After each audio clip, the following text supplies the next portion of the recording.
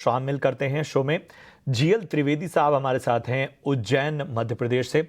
GL Trivedi साहब नमस्कार, पूछिए क्या जानना चाहते हैं।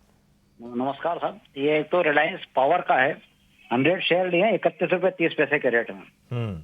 और दूसरा जियो फाइनेंस है, ठीक है, जो 272 के रेट में लिए हैं 100 शेयर। ठीक है, तो जियो फाइनेंस में तो आपको फायदा होता हुआ नजर आ रहा है। क्वालिटी स्टॉक्स भी है, आपको अच्छा मुनाफा हो रहा है, उसके लिए तो आपको बधाई हो। लेकिन यहाँ पर रिलायंस पावर में आपको नुकसान हो रहा है, ऊपरी स्तरों पे आपने खरीदारी की है। त्रिवेदी, एक चीज़ और बताइए कि कितना समय और दे सकते हैं आप स्टॉक को जहाँ घाटा हो रहा है? नगद तो अपन 6 महीने दे सकते हैं। ठीक है, चलिए सौरभ ज़रा बताइए जीएल त्रिवेदी साहब को क्या राय होगी।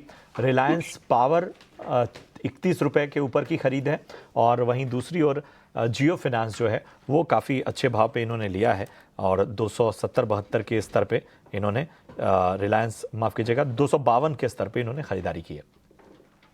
नमस्कार प्रशांत जी। देखिए, रिलायंस पावर के अगर हम नतीजों की बात करें तो कंपनी घाटे में ही है और बिज़नेस उतना अच्छा नहीं दिखता हमें। पावर क्षेत्र में ये बहुत अच्छी कंपनी नहीं दिखती, वैल्यूएशन उस हिसाब से थोड़ी ज़्यादा ही लगती है, जिस तरह से बिज़नेस चल रहा है। मैं समझता हूँ पावर क्षेत्र ओवरऑल सेक्टर बहुत अच्छा है। इनमें जो कंपनियाँ अच्छी हैं वो एनटीपीसी, एनएचपीसी, एसजेवीएन, इस तरह की अगर ये कंपनी में स्विच करें तो बेहतर होगा। जियो फाइनेंशियल के लिए मैं ये बोलूँगा कि जो फ्यूचर आउटलुक है वो काफ़ी अच्छा है, काफ़ी स्ट्रॉन्ग लगता है। कंपनी डिजिटली कारोबार में बिज़नेस में आना चाहती है, फाइनेंस के बिज़नेस में आना चाहती है और कंपनी की पूरी तैयारी है। रिलायंस ग्रुप के समूह से है, तो ओवरऑल मुझे लगता है कि वो बहुत जल्द ही अपने बिज़नेस को विस्तार कर पाएँगे और वही स्टॉक प्राइस भी दर्शा रहे हैं। मैं समझता हूँ 1-2 साल के लिए इन्हें जियो फाइनेंशियल में ज़रूर बने रहना चाहिए।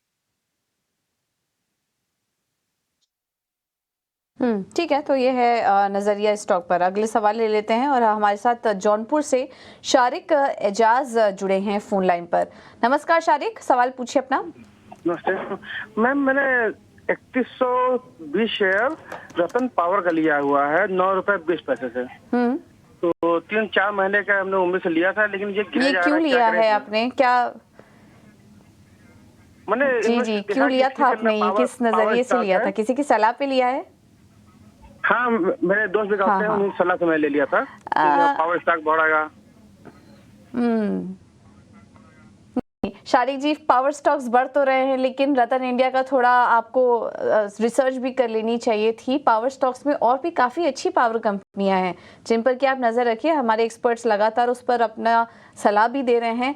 रतन इंडिया पावर थोड़ा अगर फाइनेंशियल्स देखें और कंपनी का ओवरऑल नज़रिया देखें तो काफ़ी पिटा हुआ स्टॉक है ये ऑलरेडी। ज़्यादा कुछ व्यू हमारे एक्सपर्ट हम समझने की कोशिश करेंगे दे पाएंगे या नहीं, लेकिन लगातार टूट ही रहा है। थोड़ा बहुत रिकवरी यहाँ पर करने की कोशिश ज़रूर की थी, लेकिन चलिए एक बार समझ लेते हैं रतन इंडिया पावर। सौरभ जी, आप ही सलाह दीजिए, क्या करें? बने रहना सही होगा या फिर निकल जाए? अभी थैंकफुली ज़्यादा नुकसान नहीं हो रहा है इन्हें, लेकिन नुकसान में तो हैं।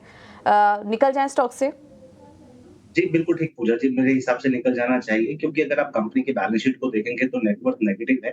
मुझे लगता है कि पावर सेक्टर की रैली के साथ और जिस तरह से छोटे माइक्रो कैप और स्मॉल कैप्स में चाल आई, तो इसमें भी अच्छी चाल आ गई और अब सेलिंग भी देखने को मिल रही है, क्योंकि जो फंडामेंटल्स हैं जो जस्टिफाई नहीं कर रहे हैं।